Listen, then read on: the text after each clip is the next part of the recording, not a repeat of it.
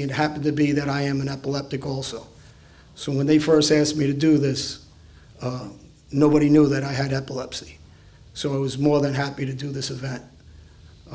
As a child, especially for a father, for Perry, to see his son go through those fits, I understand what it is.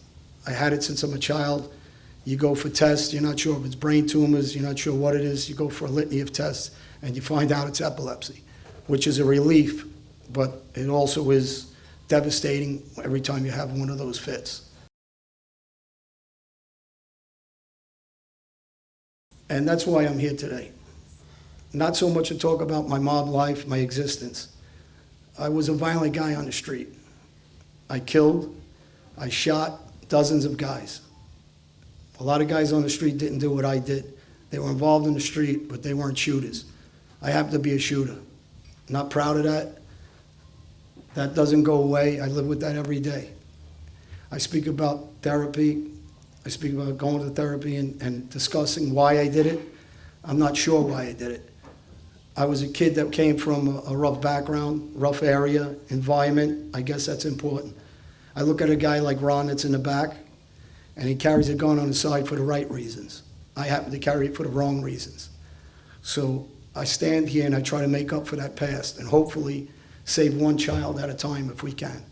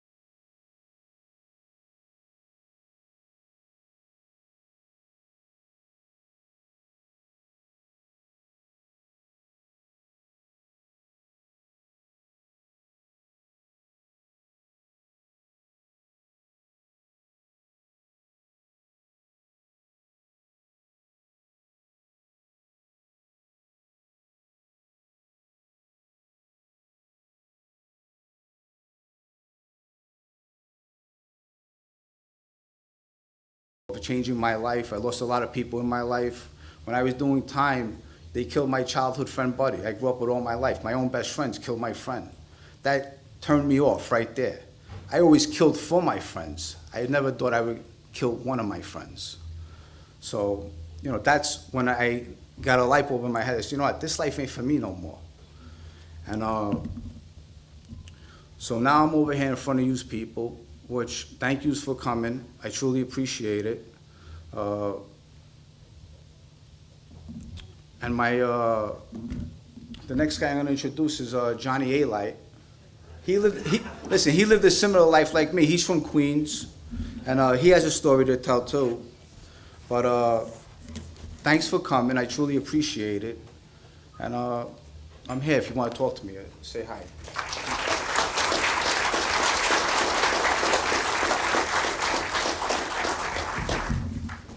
Good evening, everybody. Thanks for coming. Appreciate it. And Austin appreciates it. And I'd like to invite him up here so everybody sees who we're here for tonight. Come on up with him, Chelsea.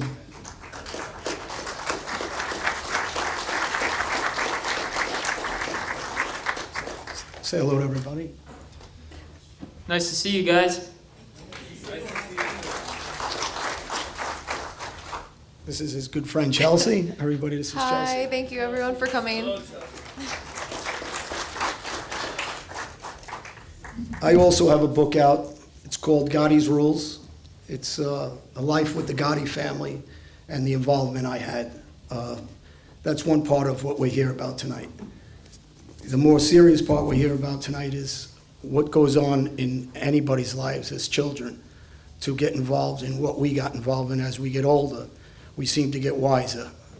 So it's our job as parents, as adults, to make sure kids like Austin don't follow my path in the past, and we need to lead by example. And that's my goal at this purpose in my time, in my life. I dropped the ball with my own kids, and I went to prison, in and out for about 20 years. Similar to most guys that are on the street, we spend lifetimes in jails.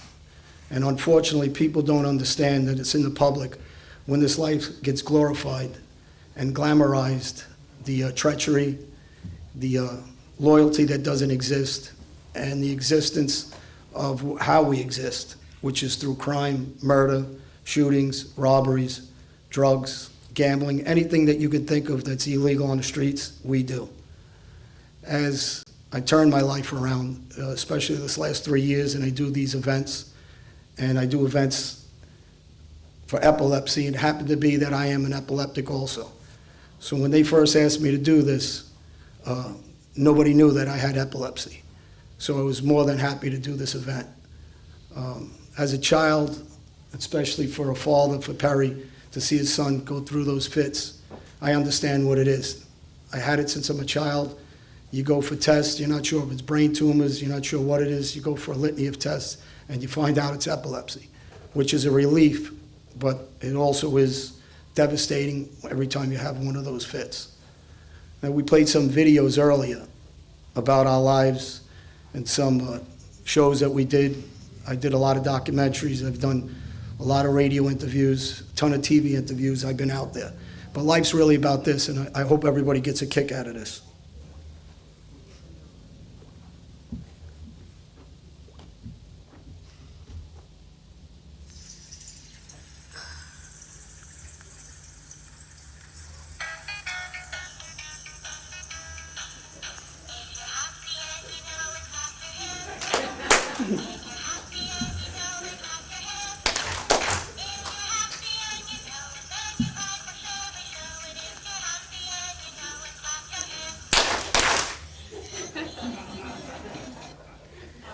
This is what life's really about. Unfortunately, look, it won't stop playing. That's a good thing.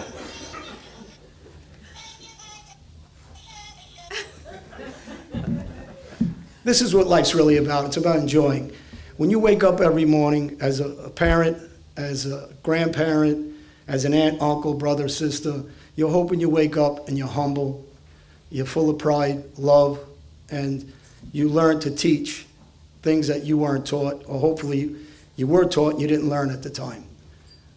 And that's why I'm here today. not so much to talk about my mob life, my existence. I was a violent guy on the street. I killed, I shot dozens of guys. A lot of guys on the street didn't do what I did. They were involved in the street, but they weren't shooters. I happen to be a shooter. Not proud of that. That doesn't go away. I live with that every day. I speak about therapy. I speak about going to therapy and discussing why I did it. I'm not sure why I did it. I was a kid that came from a rough background, rough area, environment. I guess that's important. I look at a guy like Ron that's in the back, and he carries a gun on his side for the right reasons. I happen to carry it for the wrong reasons. So I stand here and I try to make up for that past and hopefully save one child at a time if we can. And by doing this, hopefully if it's on YouTube or it's through a word of mouth from you guys, you could tell a kid suffering's not getting stabbed like I did or baseball batted or spending decades in jail like Phil or myself or any of these other guys who are different. The suffering is what we do to our families. The suffering is what comes with it after jail. Employment-wise, you lose your children's lives, people in your family pass away, and those are the things kids don't see on the street. They think it's cool, they run around the street, it's fun, the camaraderie.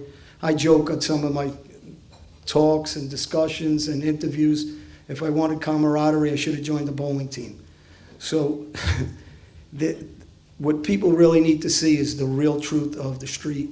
And hopefully by showing the real truth of what goes on in the street, they stop one child from going to the street and losing their life. There's quitters and there's winners. I wasn't a quitter back then. I won't be a quitter today. And I'll make sure that I keep moving forward in the right direction. I wasn't a big church person in jail. I thought it was a crutch. When I came home, I believe in God, yes. I have faith. And I believe I'm alive and not in prison because it is my responsibility and my job to make sure I can reach one child at a time. And if I can do that, and I reach one child and save their lives, I did what I was supposed to do. That's my mission.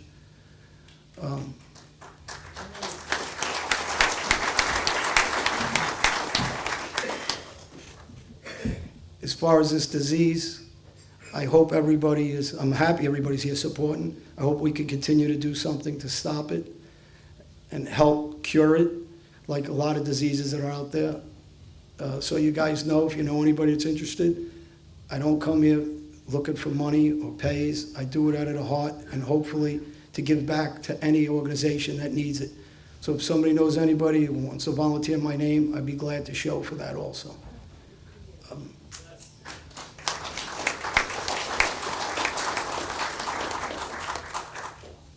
I seem to have a following over the years now.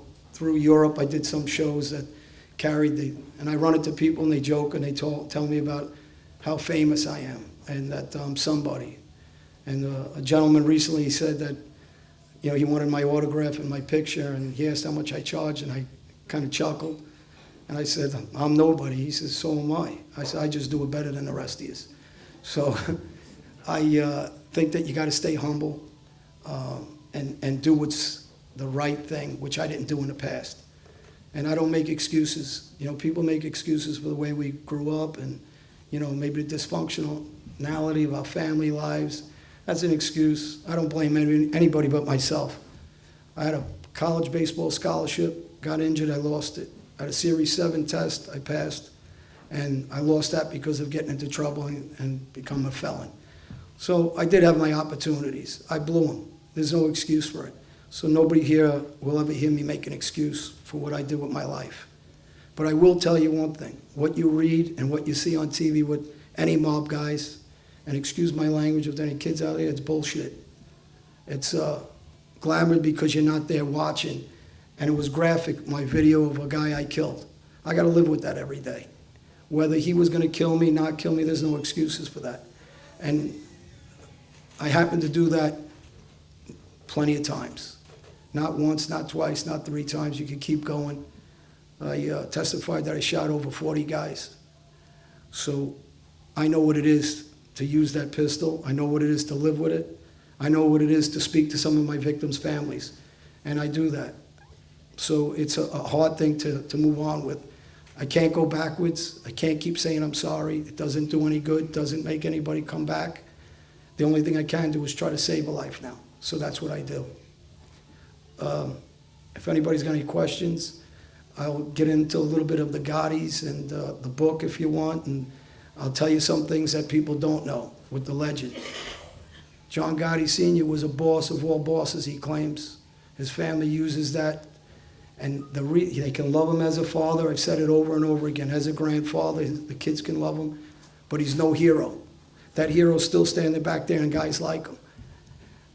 That man took lives. He had guys like me take people's lives. It's nothing to look up to. As far as loyalty, he had none. As a boss, he was even bad at that. One of the worst bosses probably ever in the country, ever, in the mob industry, life, world, or any other word we want to use for him. He had several friends that were killed, so we could clear this and people understand what they don't know. That's not out there in books, and nobody really discusses in any of these documentaries. Frankie DeChico was his underboss. He was blown up. John Gotti Sr. did nothing in retaliation. Eddie Leno was killed by 2 detectives on the side of the Bell Parkway in Brooklyn. John Gotti Sr. did nothing in retaliation. Bobby Borriello was killed in front of his kids and shot 10 times in Brooklyn. John Gotti Sr. did nothing. And you know why? There is no loyalty. John Gotti Sr. cared about his pocket, money, notoriety, and himself. So I just want to make sure that people understand. John Gotti Sr. and guys like John Gotti Sr. through the mob, all they did was care about themselves and nobody else. And people need to really know that and to pass that on and on and on to generations so kids never hit the streets in gangs. And I don't care what gang it is, whether it's the Crips, the Bloods, Latin Kings, Nietas, Emmys, Texas Syndicate, ABs, I can go on. We've been in prisons our whole life. I know everyone. And there's nobody out there. And as they become an adult and they're in prison, you have some good guys that mentor kids in there. It's not what everybody thinks. Not every guy in prison turns around and advocates for the streets.